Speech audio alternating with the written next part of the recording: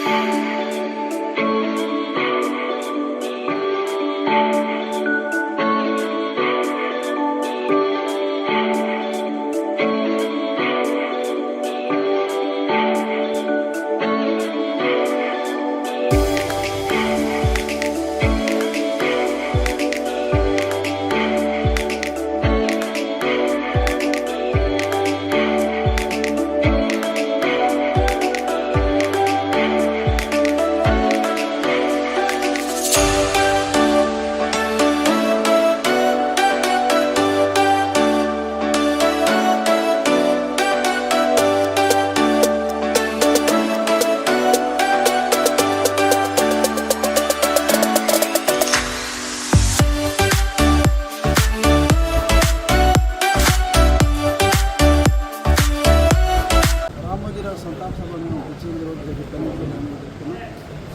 నిజంగా ఆ మానవుడు సమాజ హిత మీద ఊపిగా జీవితం గడిపేటువంటి మానవుడు మరి అక్షరాన్ని ఒక ఆయుధంగా సమాజంలో జరిగేటువంటి అవినీతిని అరాచకాన్ని ఎండగడుతూ ఈనాడు పత్రిక కావచ్చు, ఈటీవీ కావచ్చు, సమాజం ఎంతో విధంగా మేలు చేసినటువంటి మానవుడు. గత ప్రభుత్వంలో అవినీతిని ఏ ఒక్కరు కూడా నిలదీసేటువంటి పరిస్థితి లేదు. వయస్సురీత్యా ఆ విధంగా ఉన్నా సరే ప్రభుత్వం నుంచి అనేక విధాలుగా భయపెట్టినా, అనేక కేసులు పెట్టినా ఏమాత్రం భయపడకుండా సమాజం మేలుకోవాలి, సమాజాన్ని బాగు చేయాలి.